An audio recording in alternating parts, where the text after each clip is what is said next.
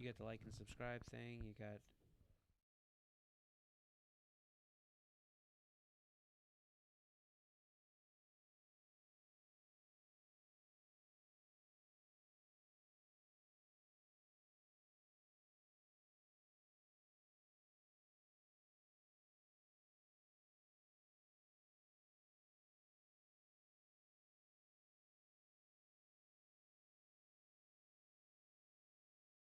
All of the views and opinions expressed here are those of the individual speaking and may not be representative of KONIG American. At times, language may be considered vulgar. Listener discretion is suggested. You are now listening to the KONIG Behind the Wheel podcast.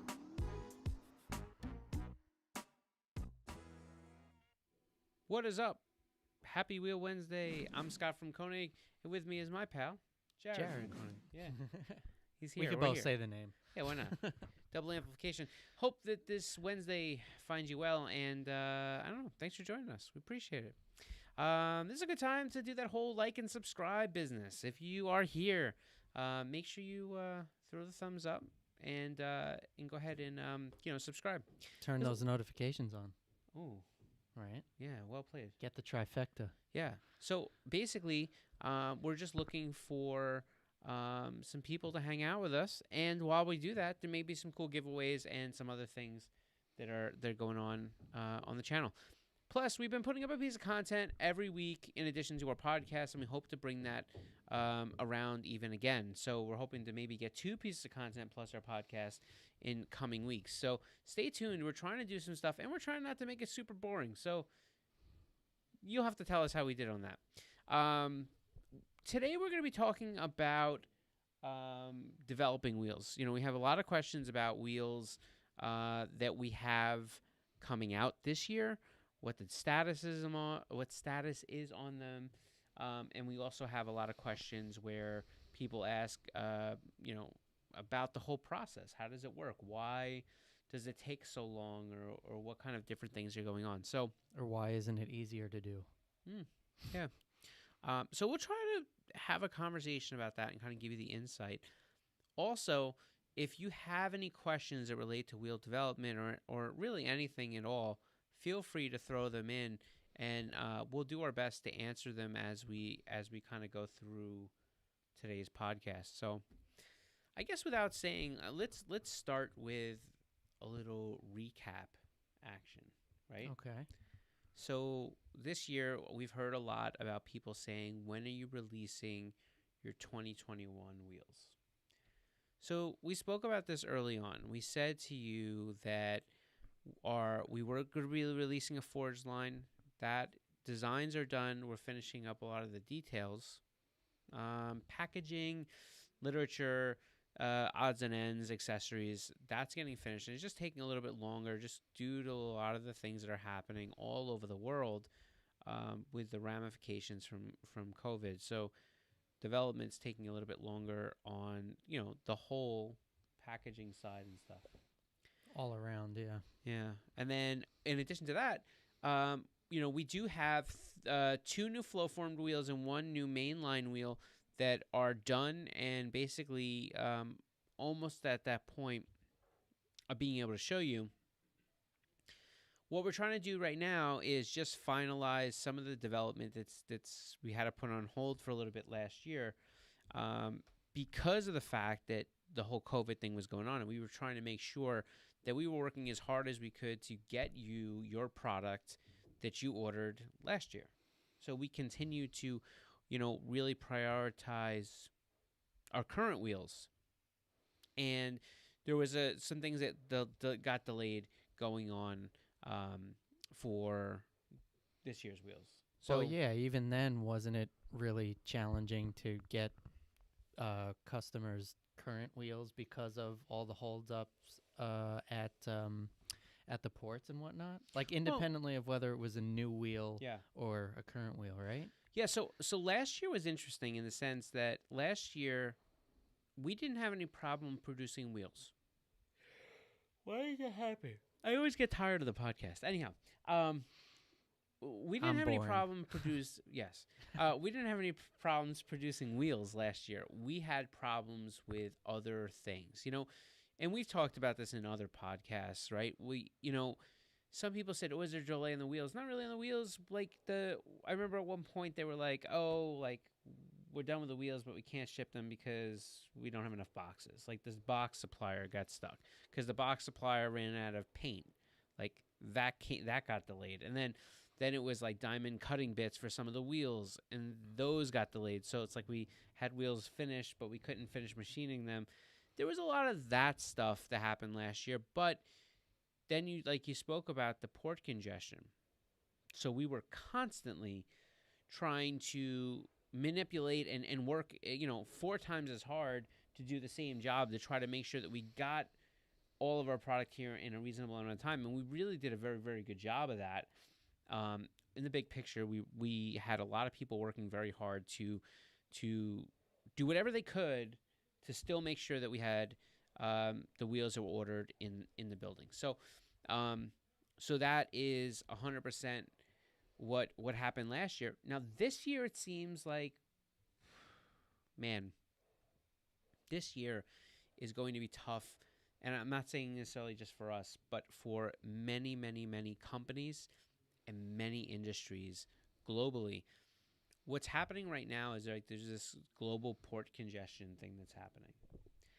And, if you're getting anything sourced from any, other part of the world, what could potentially happen is the space on some of these ships is extremely limited. And, when you have a 3 or 4 week delay on one side and then it gets to port and they're so backed up with receiving things because there's like global equipment shortages and they can't receive the goods for a couple weeks. So now you added a month and a half onto transit time. So that's what, I think you're going to see. I've started to see it. I had recently just done some stuff and I needed plumbing fittings, and there was a lot of PVC and black pipe, fittings. Shortages. Yeah, like I went to Lowe's and they were like, "Oh, we haven't seen this stuff in weeks." Jeez. And we don't know when we're going to get it. Is it, I'm wondering, I don't know the answer, but Yeah. Is it an issue of the fact that they just don't have enough manpower to handle it? Or is it like, what is the holdup? I mean, obviously we're in really challenging times, but I'm wondering, like, is that is that the primary reason? So here's the thing. I think that the issue really is less on the manpower thing and more on equipment shortage things. Now, I'll be the first to tell you that I really don't know if I can understand the complete ramifications of how an equipment shortage starts. Well, let's take a step back. By equipment shortage, you mean what specifically? We're talking about trucks, chassis, actual ships. Jeez. Right? And so what happens is, and I don't care, so let's see. So actually, CMS GT4 has a comment. Right. He said a lot of companies and countries put bans and holds on U.S. shipping, which has affected a lot. Yeah, I'd imagine that's completely accurate. However, I will go as far to say that from what we can see, it's not just like the equipment shortage doesn't seem to be as much from U.S. to other countries. It seems to be from other countries to here. He says they lost a whole ship recently and it flipped and sank. And I believe that that's the case. That happens every once in a while. I mean, there's a reason that companies have sea freight insurance. Yeah. Yep. And it's because that does happen. I mean, it's an unfortunate, but think about how top heavy those ships are. Just to add insult to injury too, right? Like you have these trying times, you have all these delays, and then your ship sinks after all this. Do you remember? I don't know if you remembered a few years ago. They had not a few years ago. It was probably almost 10 years ago now. Porsche lost like a whole boatload of cars, like somewhere in the Atlantic right now are Pun a bunch intended. of brand new 911s. Oh my God. Just like totally destroyed. But there that happens from time to time. I know it happened to Hyundai just probably 7 or 8 years ago. They lost they lost, in rough seas, they started losing containers. I mean, they lost a lot of cars off of ships. So Jeez. that stuff happens. I mean, that's just the nature of, bringing the good old boat over. And then you see him a couple years later on Craigslist that, just has No. like water damage, No. for sale, salvage title. No, you're gonna need more than that. But yeah, so equipment shortage. So I think what equipment shortage essentially manufactures itself down to is that I would imagine I would imagine there was a lot of shipping lines that, because there were so many things that were not able to be produced, and there were so many issues that caused by COVID, different things. They couldn't make things. Those ships may have been leased to an extent. Same thing with like aircraft. That's how airlines go out of business. I don't know if anybody really knows that, but what seems to be the tipping point, and I would imagine it's very similar, is why I'm talking about it. Right. You get an airline that starts out and they're financed the kingdom come. Like they don't own those aircraft that they're flying on. They're leased or they're rented, right? And then they're rebranded on the side. It says it's whatever, so it looks like it's their aircraft. Because newsflash, airplanes are expensive. Right, right. Especially when you need like a few hundred of them at one time. So what happens is these companies, either they're liquidated and they purchase them from other companies that are going out of business or have too many planes. Like let's say hypothetically, one airline has 26 extra planes that are grounded. They're not really using anymore. They may lease them to another airline. Sublease. Well, no, because they may own them. Who knows what they do. But, right. So in very basic, they may lease them to another airline so that they can pay them monthly and then you figure, you're getting X amount of revenue off of flights, and then you continue to pay your bills. Very similar to how a car lease would work. Right. Well, what happens is when the revenue stops, like has happened with airlines so much lately, where they just can't get enough flights, and that's why the prices are down through the bottom. They're just trying to maintain, like break even? Well, yeah. I mean, think about it like this: you put an you send an aircraft up in the air, and it costs, let's say it costs, fictitious numbers, I don't know, $20,000 an hour to fly, or whatever it may be, or $8,000 an hour, whatever it is. The first class passengers and all the expensive seats, those pretty much are where they make their money, and then all the rest of the seats are just to try to amortize the fuel and operating costs to fly the plane, right? Right. So basically, I would imagine there was a lot of cruise line, a lot of ship lines and different things like that essentially lost their companies, went out of business or whatever, because they couldn't maintain the ability to pay their bills, right? That would be my guess. And anyhow, this equipment shortage has manufactured itself in a whole mess of issues all over the world. So I think, I had a lot of stuff. I mean, I think you'll start seeing this to be a regular problem in everyday life with every product.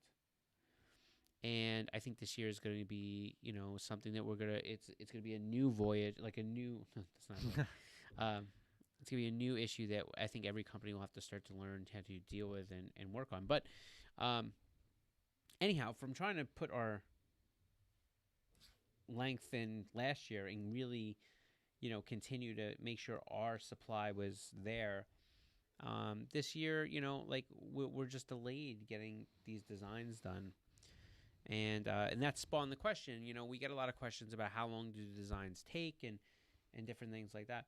I would say, on average, like I'll start working on a design somewhere around February for the following year.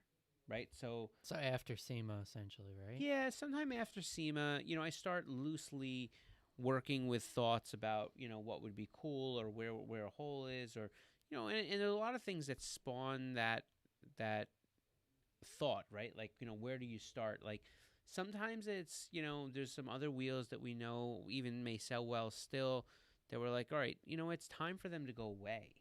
Right. We've shout out to our discontinued video. Right, yeah, which is up right now. Go over to YouTube and you're on YouTube probably.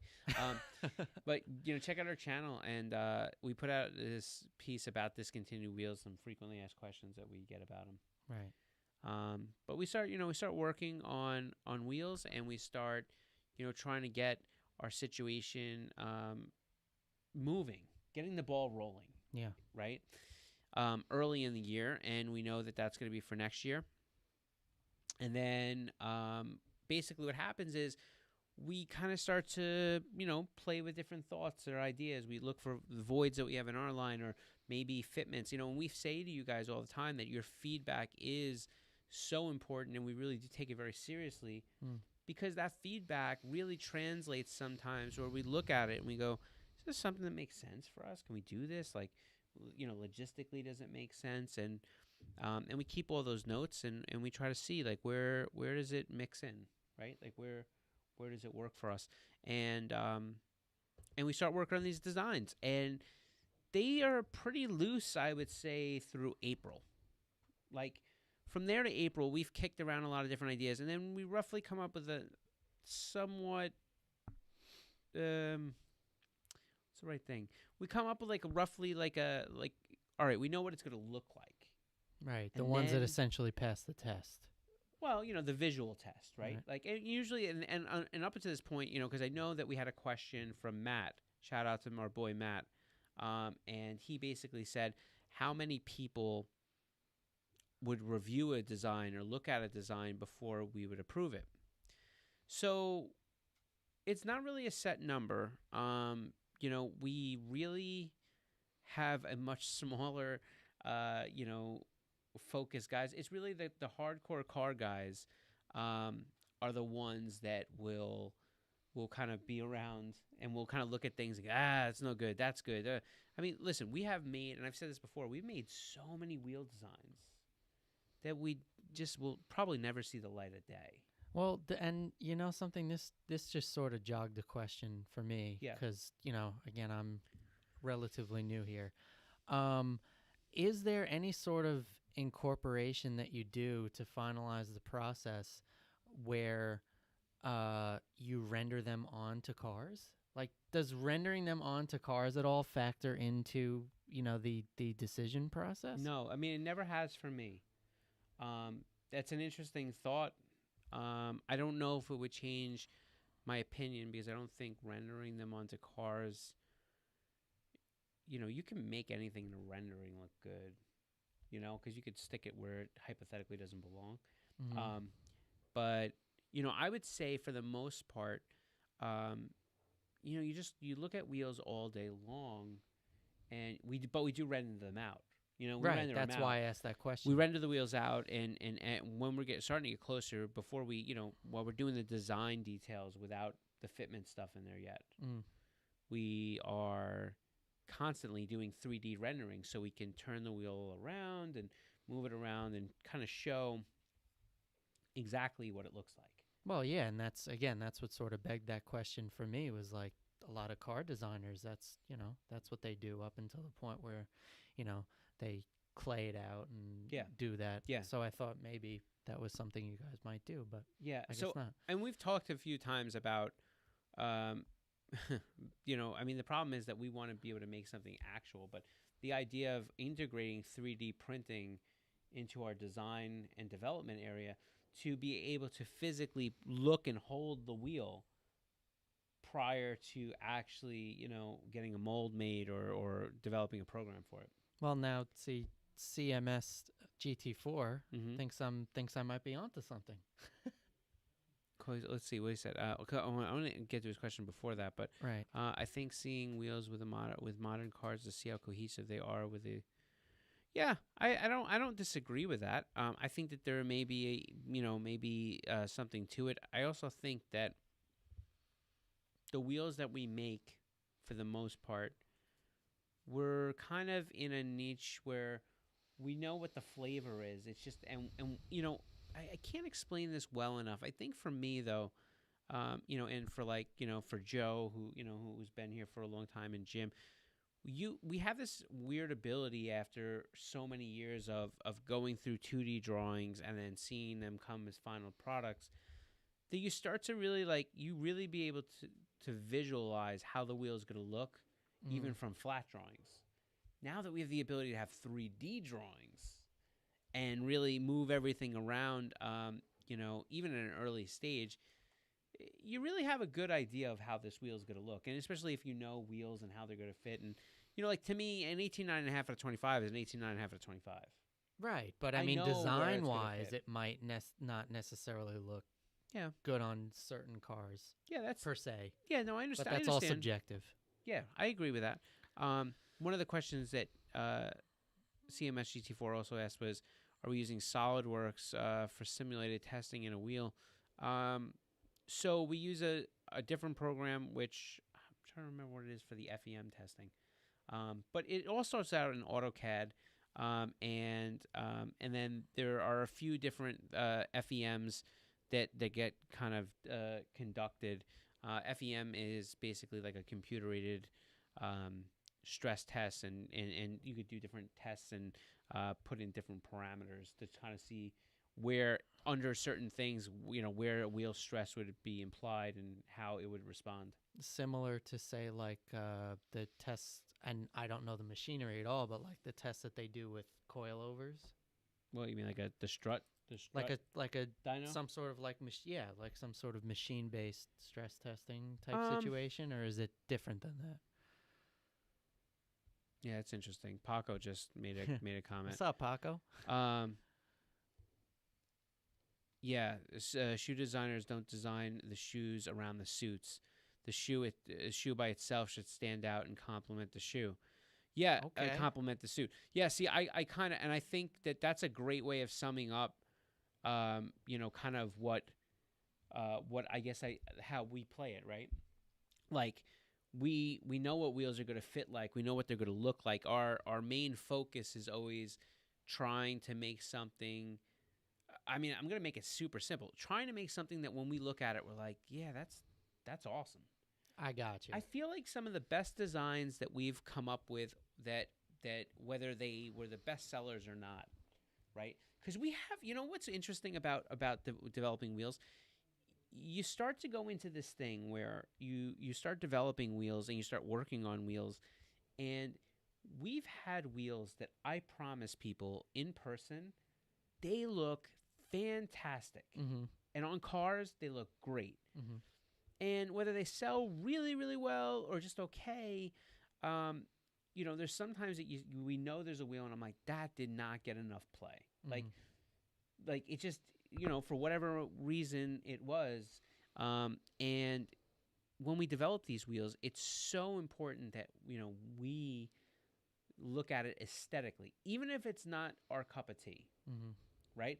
There are wheels that we make that I would never put on my car. But that's not because the wheels proportionately aren't good-looking wheels. Mm. It's because it's not the right fitment. It's not my style. It's not, it's just not my cup of tea. But we make different flavored teas for everybody. Right. You right? Now you switched from tea to or from ice cream to tea. Yeah, we did airplanes before. If you're missing out, but I would say with all these different things, right? I would say that, we start out with these designs around the beginning of the year. They stay loosely with until April, where we're kind of kicking them back and forth. We're making tweaks. I like this radius. This cut would look better. It would really look good if we did this to the PCD. Let's lay the spoke down. Can we make it more concave? What about if we made this part convex? What about if this part recessed into the wheel area? What about this? Like, we do a lot of those, back and forth, change this, change that. Let's do this. How would it look like this? Like, we do a lot of that. And then at some point, now comes the technical part, because if you don't start to get onto the technical part, your wheel will never get completed, right? So now we're going into, all right, we need to come up with what sizes we're going to make, what fitments, that means offsets, bolt patterns, widths, right? Mm-hmm. We need to figure out what load ratings we're going to need for given applications, because the load rating is going to be a direct effect on how much material you need to use and how light the wheel will be. And many times people say, why didn't you make this wheel lighter? Well, it just doesn't work that way, right? you have a different style and a different design, and when you start going down that path of having that particular style and that design, now you need to make sure that if it's going to go onto this car, it has this load rating. And anything less of doing that is reckless, right? And our safety is first and a priority, but we're not talking about when you talk about the correct load rating, a lot of times you're not talking about the difference between does a wheel bend when I hit a pothole. You're talking about like, is it going to be safe for a car to utilize? Right. So we put all these different technical factors in, and then we have to re-render the thing out. And what does it look based like? on those numbers. Sure. I'll give you a couple good examples for people that are like a little lost in the clouds right now. A lot of times we render these things out and the PCD looks, the wheel looks proportionally great. And then we're like, you know what? We really need it in 5120 for the new Civic Type R and for some BMW guys. Well, 5120 is a much bigger bolt pattern. It kicks like out radius. more. Yeah. So when you do that, what happens is the PCD needs to get larger. Well, the PCD larger does two things. One, it makes the back pad taller. Right. So that means if you have brakes that come down low, they're going to more likely to be clipped. The second thing is you immediately shorten up the spokes. Right. Now, aesthetically, that could be something that's displeasing to people. But if you want it to fit 520 cars, you don't have a choice, right? There are a lot of factors that go into making a wheel. Oh, yeah. I mean, it's simply put, you can't. The more I listen to you talk, the more I realize like you can't boil this down to any one thing. That's right. That's right. You really can't. Yeah. No, that's a really good way of putting it. Let's see what he said. 2D development is good approach. I'm reading a comment from YouTube. 2D development is a good approach. I'm currently experimenting with developing my own body kit parts. I'm using 2D drawing to quickly conceptualize the idea. Nice. Yeah, and I think what's interesting is, you got Paco in the room, of 2F Performance. Yeah, right? What are the chances? And he was actually in the podcast last week. Right. And he talked a lot about how he started and, started with that Corvette bumper and really did a lot of sketching and different things. Yep. And so, 2D drawings can take you fairly far. And then I think right as you get to the point where you feel comfortable with those, you progress almost. You almost graduate into that 3D model. And you start to look at it so you can move the lines and the angles and watch the lighting change around different details.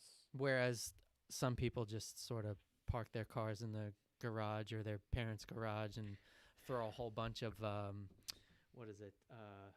that foam stuff. Yeah. I don't know if you've seen those videos. That's how they make the plugs a lot. Like they do it for instead of clay, I went down such a rabbit hole with that, and they just sort of park the car in the garage. They spray a whole mess of that stuff on, and then they just start shaping with a knife for Oh, you're talking about they use like the days. can of foam. Yeah, literally. Because I've seen the they do it, so they do like a basic shape. Did I miss it? Did you miss what? Basic shaping with, say cardboard and whatnot. Yeah. But then they just spray like a whole mess of that, and I'm blanking on the name of it. Well, it's like that. It's like the insulation, the foam insulation. Right. And then, like I said, they just take a knife and they just start for days and weeks. They just start shaping to how they like it, and they skip the sketching altogether. Is what I'm trying to say. I understand because they do a more physical product, like how they used to do it at Ford back in the day, kind of thing, or something like that. You know what I mean? Like, yeah. I've seen that stuff, and basically what happens is like you have that, not the can stuff. We know about the can stuff, but I'm saying like the stuff that really should be used is that they have it in like different bottles, right? Oh, it was an Instagram question up above. Oh, Alex, okay. Maybe missed, Alex can we missed scroll. one. Can you scroll back up just so we could see the Instagram question? So basically, what happens is like they put this 2-part stuff together, and this stuff grows. Here crazy. we go. That's what it is. So an Instagram question from the Sleepy Hollow. I need a myth wheel and 4-lug. I have one set already with a blue clear coat. Okay. I want a matching set for my second car, which is 4-lug. Is this possible? I'm gonna say it's not that it's not possible, but it's fairly difficult, and we probably wouldn't do it. So you have a myth already? No. No, he said No, he yeah. needs So one here's in the four problem. lug. Here's the problem with doing. I mean, we're kind of off topic here. This is not the Instagram question that I thought we were gonna get. I know. So basically, the problem, man, is that when you develop a wheel that's almost traditionally catered to be a 5-lug wheel, and if you look at the myth, it's a split spoke design, right? So it's a 5 split spoke design.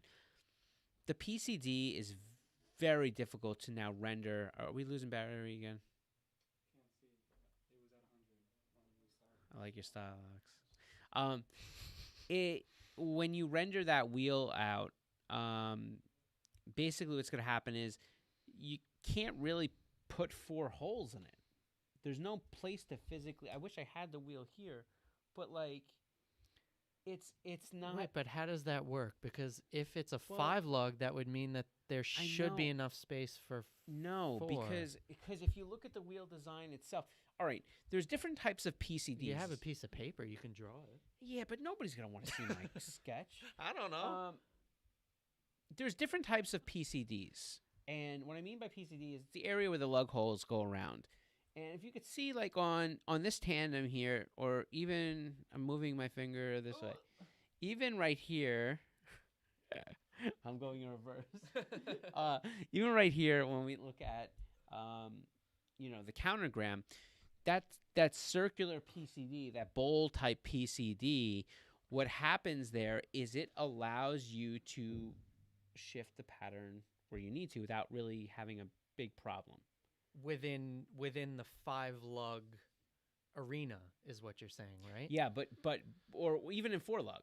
Like, you could put any circle lug into that area because see, that area doesn't change. Right. Like, think about if there was no holes. That circular area wouldn't change. It's already Right. outlined. That's what I'm saying. Right. Like, can't you just put 4 lugs in there? In something like this, but now in a myth Okay. where it's split and they're actually put between the spokes. If you have split 5 spokes, where do you put the hole? It doesn't work. So in a myth, that's traditionally why we wouldn't do it in 4 lug, because it not only does it not look good, but it just you start to drill into different parts of the spoke, and then testing has to happen. Well, I have a solution. Yeah, Just convert to 5 lug. right. Yeah, I agree. It would be way more cost effective for you to convert to 5 lug than it is for us to produce a 4 lug wheel. But I understand the concern. It stinks. I get it. Shoddy Shot said great stuff, which is referring to the brand of insulating foam from the can. Yeah. There's plenty of other manufacturers, but there's also in the body kit world, Paco, if he's still here, he probably could. He quit. Oh, I'm sure he did. But look, he replied, using foam grade stuff Yeah. from creating a plug mold is acceptable. The problem is when people leave it under the fiberglass and paint it. Oh no, you have to remove it. Oh, that's No. crazy. You got to lay the fiberglass on top of it and then get rid of the foam. Well, and I think that's why a lot of more professionals will take pieces of wood and fabricate something within that foam structure, so that when the fiberglass is laid on and it dries, you can then use the wood to help pull off the foam. So now I thought when it came, I thought, I could be wrong. Did you get my question from Insta? I have Luis. I don't know if Luis is here, if he's sleeping. Shoddy Shot, throw the question back in. So listen, so here's my thing. My thing is this: is that I think a lot of times what happens is they pour this foam stuff, and I'm not talking about great stuff from the can. They actually have, and Paco might know this. I mean, he does know this better than I do. But there's like this special foam growth stuff that they have. There's 2 parts. You mix 1-to-1 piece. Oh, or and whatever, it expands. And it expands. It's the same type of premise, but it's made so it gives you. And so what they do is they stuff like cardboards off the straight edge, and they basically pour this stuff over make like almost like a form, like you would in concrete. Right. They dump this stuff in, take the thing off, then they shape down their panel, then they lay fiberglass over it, and then when they take that off the car, they basically just get rid of the foam, and they have their plug. Right. Yeah. That's what you're supposed to do. Polyurethane foam. Thank you, Paco. We should just get him back on I the know. podcast. Like, we're just gonna do a random guest appearance. come on in.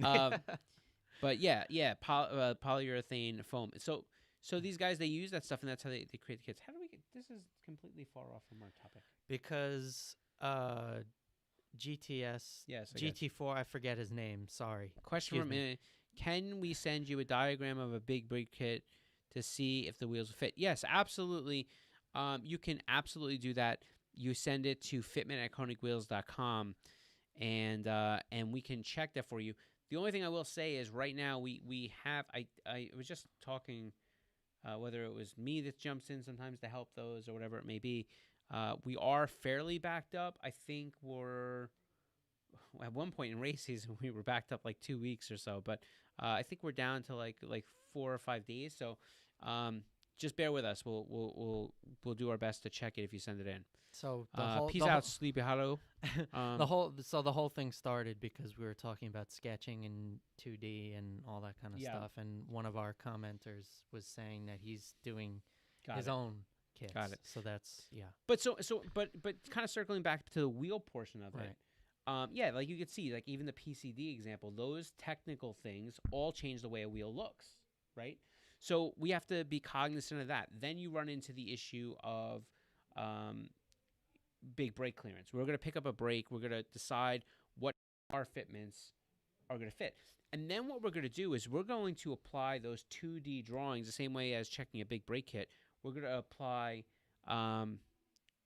all those brake drawings that we've acquired in our library to make sure that, like, if we're going to have, let's say when we look at our part number list, our intention is to make an 18 by 8.5, 50112, 43 offset. Well, we're going to want to check some of the entry-level Mercedes for us. We're going to want to check the brakes on, GTI performance brake. We're going to check, Gulf R brake. We're going to want to we're going to go through the 50112 hard to fit brakes and make sure that they work. Right. So in other words, you're not just throwing out random bits of information like, okay, we're going to use this bolt pattern.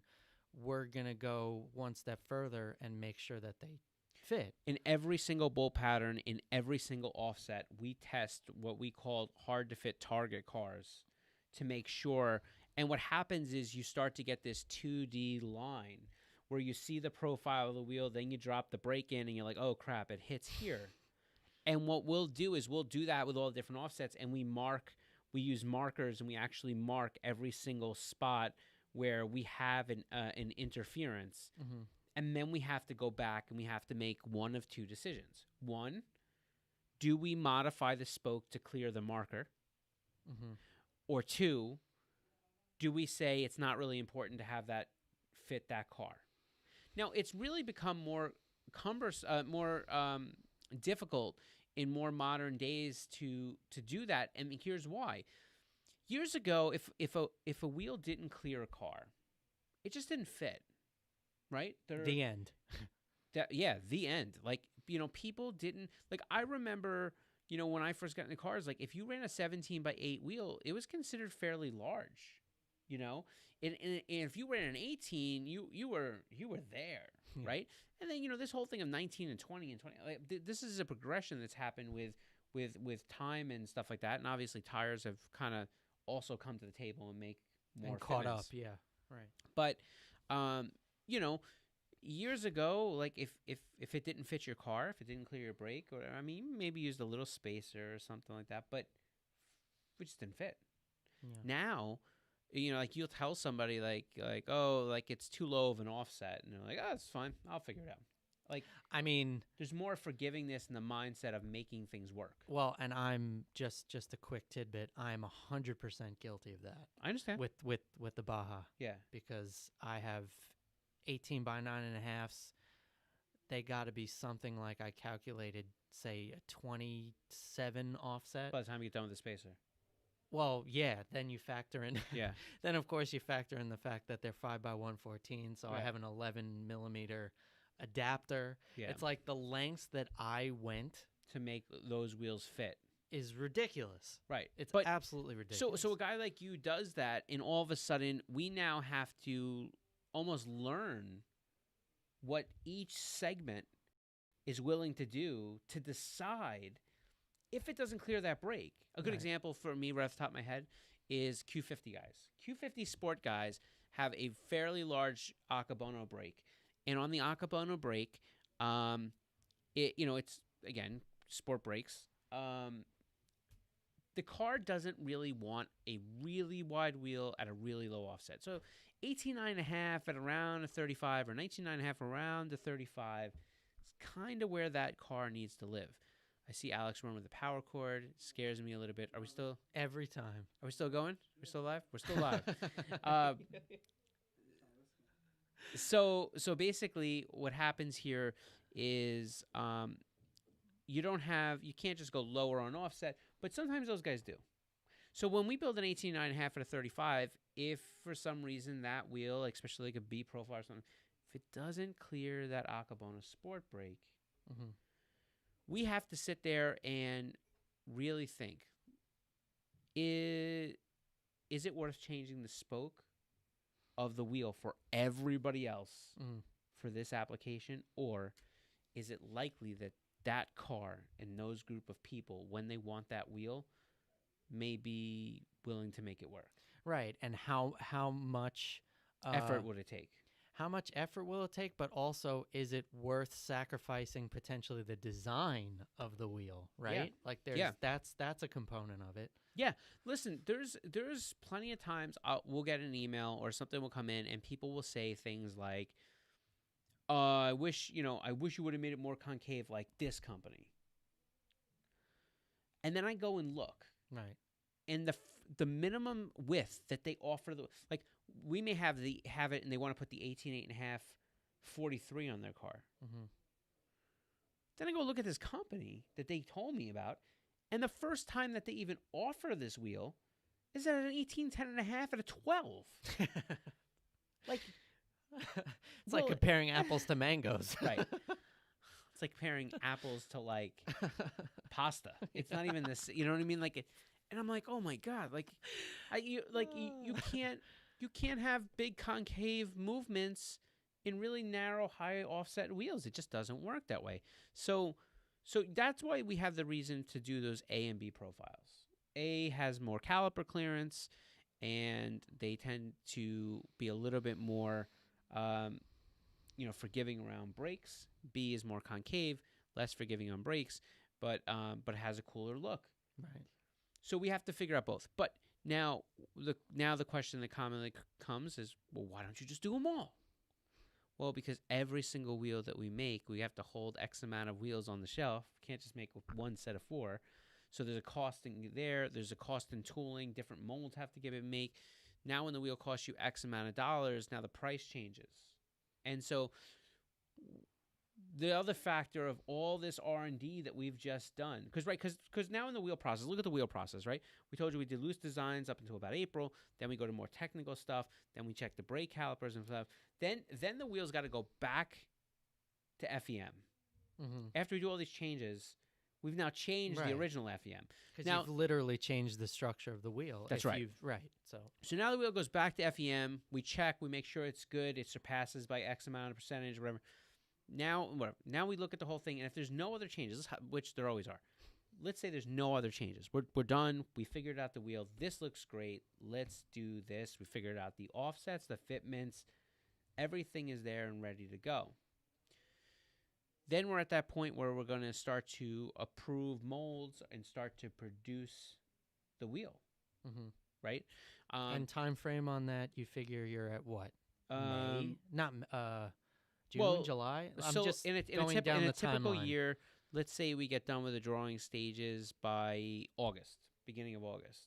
Drawing stages as in all the drawings for every single size and every Gotcha. single bolt pattern, every single offset's been checked. We've gone through that. We've run through FEM. We've done the whole thing.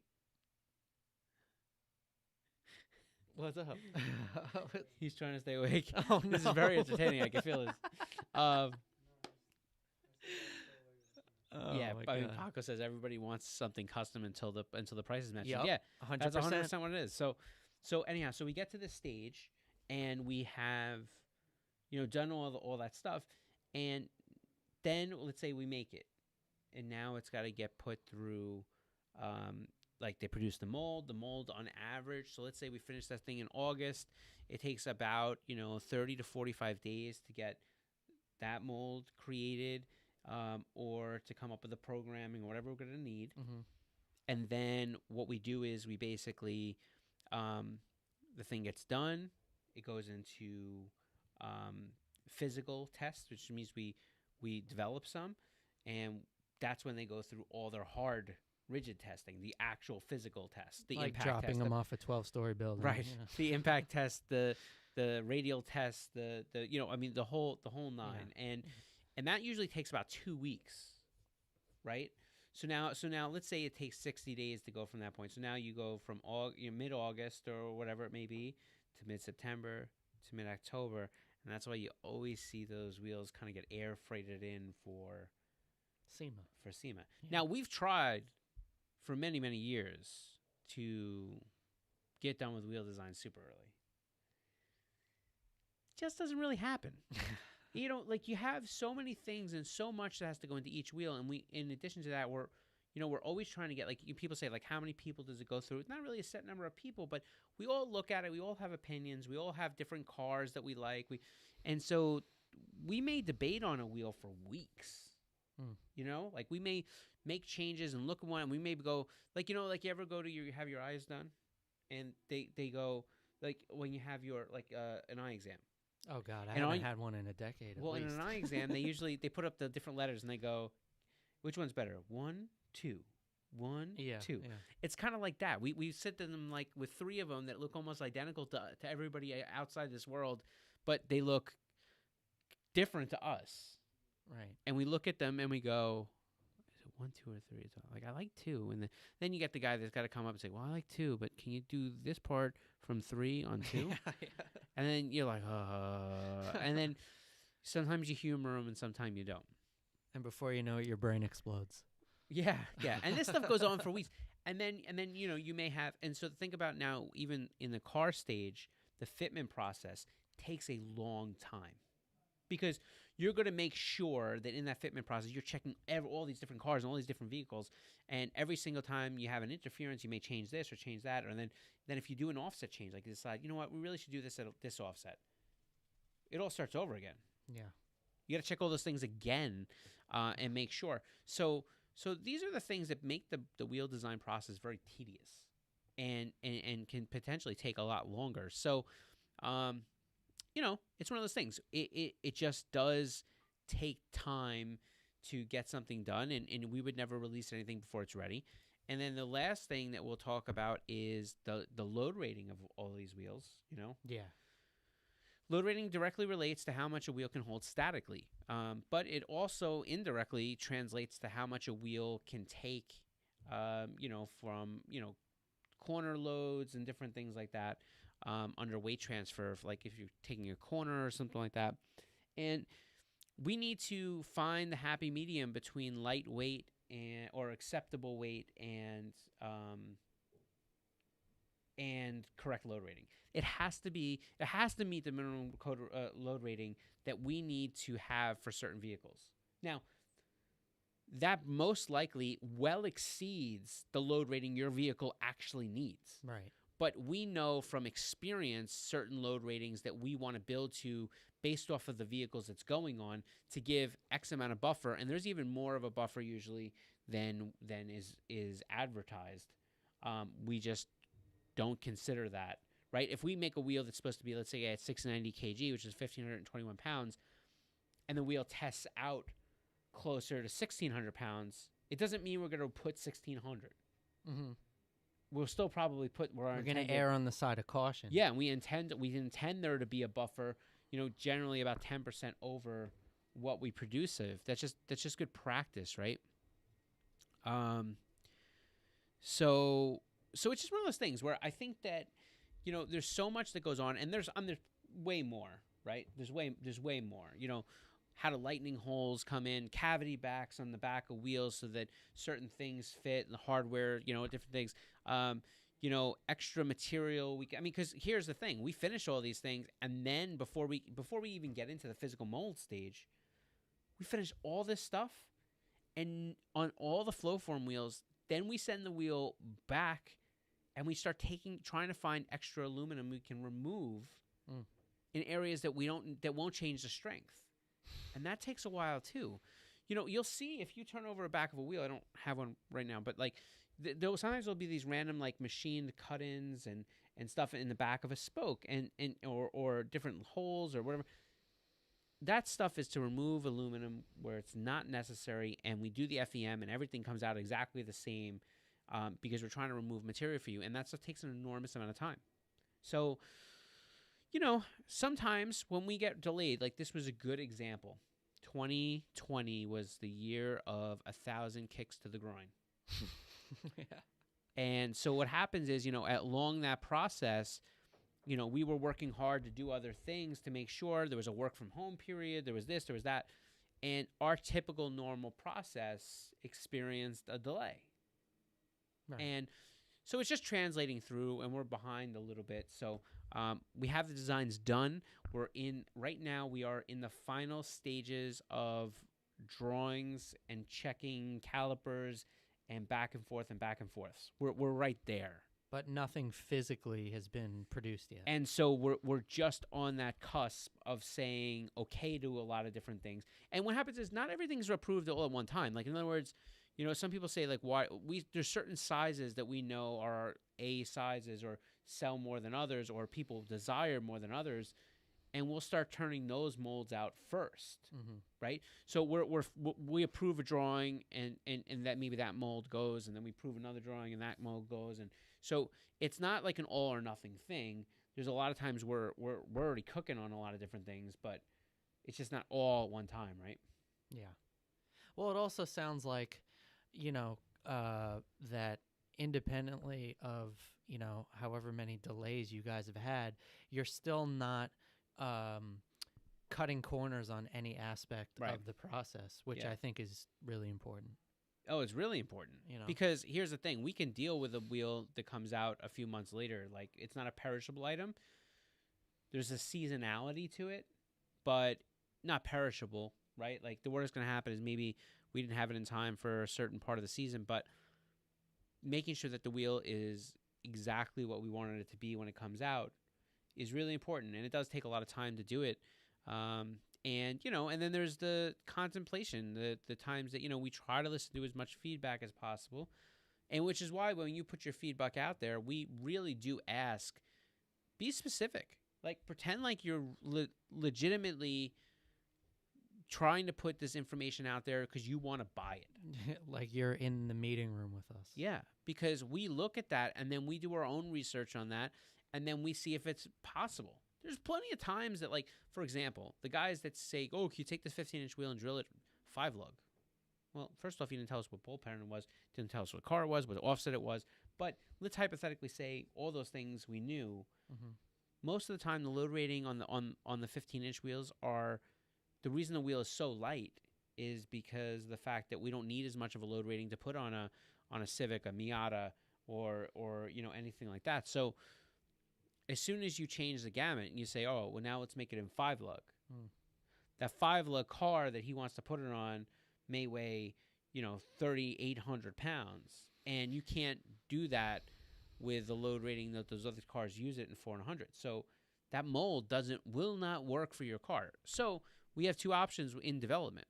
One, we sacrifice the guys that are going to buy it in the 4-lug stuff, and we make the wheel way heavier so it has the load rating for the 5-lug car.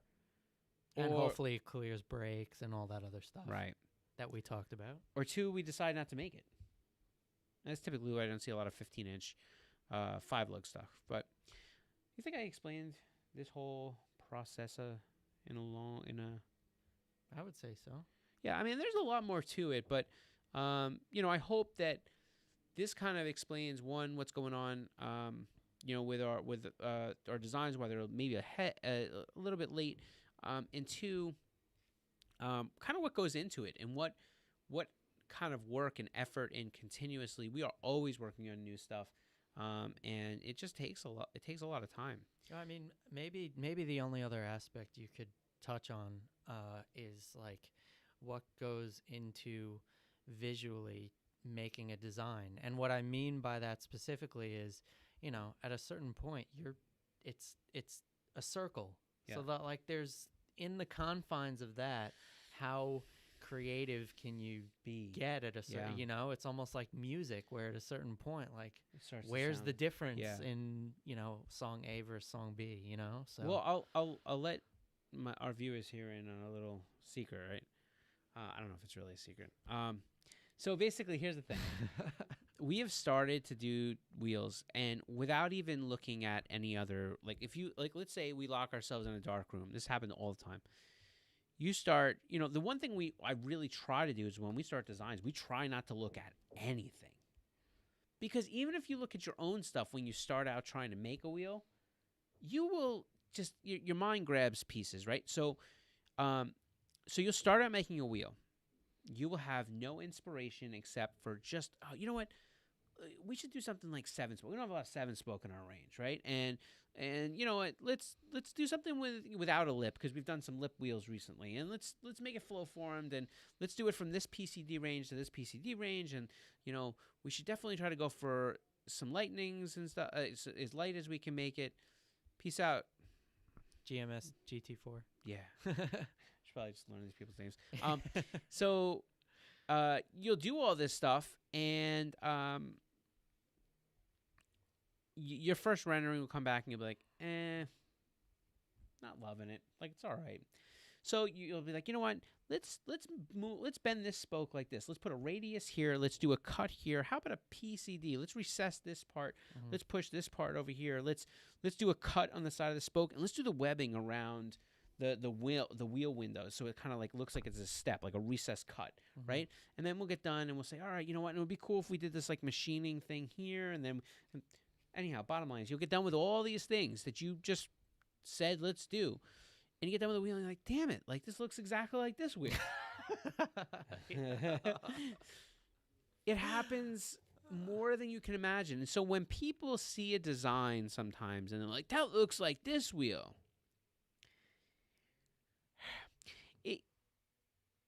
Listen, I'm not gonna say that there's not other things out there that try to replicate. This is not what we're doing anymore. Well, we don't do this. But Like, what this you're is- saying just sort of proves my point. If there is That's one, where I was which saying, is yeah. to say that like you're in the confines of a circle. You know that saying, you can't reinvent the wheel. To an extent, it's fairly accurate. No, but we try to do the different things and whatever it may be. And sometimes what's weird is like you'll walk yourself backward. It's happened so many different ways. Like you'll start out here developing this wheel and doing this whole thing, and then you'll be like, yeah, that's it. And then you'll have to make changes to get load rating back to as you start FEMing it. Yeah. We got to change this, and you get done, and either it doesn't look like the way you wanted it to, or you're like, now that like completely looks like this wheel. Yeah. And it's so easy. But so sometimes when people say that, that wheel looks like just like this wheel, I'll look at it and be like, they don't look the same at all. The subjectiveness of a wheel design, when you can look at a wheel and somebody could say, like for the average person, they may look at the wheel and go, oh, that's an 8-spoke and it's black. That's an 8-spoke and it's black. That one doesn't have a lip. That one doesn't have a lip.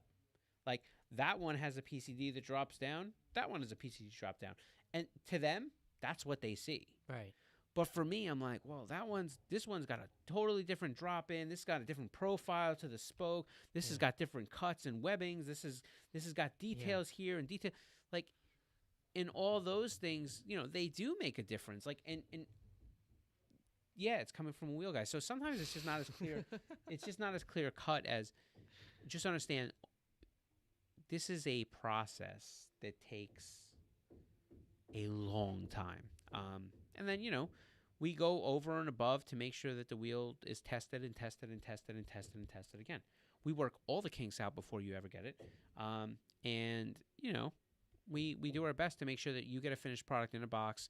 When you see our name on the side of the box, you can put it on your car, be very comfortable that you got all those things that I just spoke about.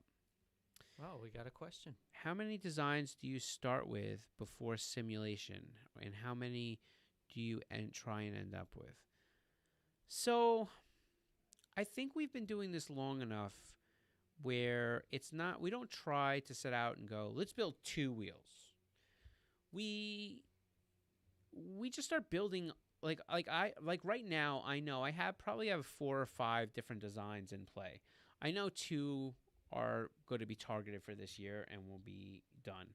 Um, you know, I always have we always have ideas for wheels. There's no set number that Right. or goal that you have to reach. In Yeah. other words, Yeah. You're always trying to come up with something new and fun. And but as far as the whole simulation thing, we render them out as a 2D rendering first. In other words, like even as we go, as we start getting a 2D rendering is essentially like looking at a picture of a wheel, right? Like that's what we render them out at initially. And we won't do a 3D rendering because it takes so much more time to build that initial rendering until we look at the 2D rendering and we're like, yeah, that's close. That looks pretty good. Then we get it into 3D stages. So if you're, I don't know what you mean by simulation, but if you do mean like FEM, that really comes toward the point where you looked at everything, you're like, yeah, that looks really good, and it's drawn in the right size and the bolt patterns, and then once we know that that's really where it should be, then we do FEM and make the changes to make it exceed the FEM standards that we're looking for. so you have to have a level of commitment basically before you just sort of jump into the FEM and all that, right? Is what you're saying? Well, and that's the right way to. When I say the right way, I think for us that's the right way to do it, because what you're doing is you're developing on hypothetical without the limitations. Mm-hmm. And and if you really look at the entire wheel design process, it really is that you start out very vague and in a very whimsical sense, right? Like you can make any wheel look good in a rendering. I can make wheels look so concave that you would just not even believe it. And then we take this big awesome wheel and we start to put it, all right, now we make the right size. Now it's not as cool because it's not as wide, right? Now it goes higher offset. Now the spoke just physically can't be as concave. Then we start putting brakes in. Oh, it doesn't clear this. Now you see what happens? And what happens is the more information we start to load in, Right. the more the wheel is adjusted. And the more the wheel is adjusted, it typically goes from being whimsical and so cool to reality. And then we have to do our best to continue to shape reality to make it look as good as we want it to. You start with a blank canvas using as much of your imagination as possible. And we add detail. Right. Yeah. And start making sacrifices, basically, right? To a degree. Yeah, I mean, I like to think of them as very calculated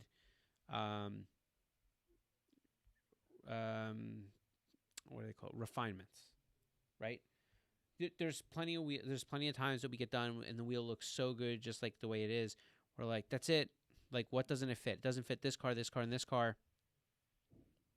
Ah, damn. All right, that's just not good. That's just going to be the way it is. They won't fit. We're going to sacrifice these cars. So like I said, FEM, the Mini GP. FEM is something that comes fairly. If you look at the whole process in entirety, it comes in the last maybe the last third to like the last quarter of the design process, but it still takes a few months when you start going through that whole total run through. I was trying to see if we have any other questions on there. Yeah. So because I'm not seeing anything here now. But anyhow, with all of that said, I would say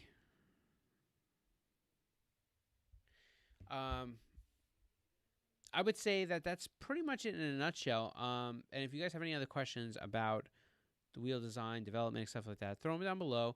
We'll be happy to get to them. I'll circle back around and try to pop in and answer any of those that come up. But we've had a lot of good questions on the live stream here. But like I said, as this kind of goes live and people see it and do different things, we can do our best to make sure that we circle back around and answer those questions. And yeah, well, I mean, we got Paco showing up, so that's going to draw an audience. Yeah, right. Start letting people know that he's in the right. Let's start advertising it. Right. The place where you can touch Paco. Yeah, that didn't come out right at all. But with that said, I think you all know what I mean. Anyhow, what a perfect time to sign off. yeah, That pretty was- much. So that's it for this week. Not too much going on. On Friday, we will have a piece of content. So look for our YouTube video to pop up sometime on Friday. Alex, you feel pretty good about that? Friday? Alex feels pretty good about it. So Friday, we'll have a piece of content going up. Make sure you check out that. Make sure you subscribe if you're not already. Tell your friends about the whole subscribe thing. We are going to be doing some giveaways. They're going to come through our YouTube channel in totality. And if you're not here to witness it on YouTube, you will miss out. We're not going to Turn those notifications on. Yeah, right, exactly. So let that stuff go. Make sure you check out the content stuff. We've been putting up a lot, working real hard. Hopefully that pans out and you enjoy it. With that said, we will be back here next Wednesday, 3 p.m. Eastern, as we always are. We'll do the live podcast. Next week's guest is Fly Ride. Fly Ride. So Chris from Fly Ride will be here, and he does all the cool LED lighting combinations, and and his brand is really cool. He's got a YouTube channel. He's got like 80,000 subs, way better than we have. But he's a cool dude, and he's a lot of fun. And also, he has a lot of cool knowledge that we could talk about lighting and LED lighting and programming and doing all the cool things that you That I could never attempt to even try. accurate. So that's it. Have a good week. And if you're bored, make sure you catch us on Wednesday at 2 p.m. on Instagram and Facebook and 3 p.m. right here on YouTube. Take care, and we'll catch you later.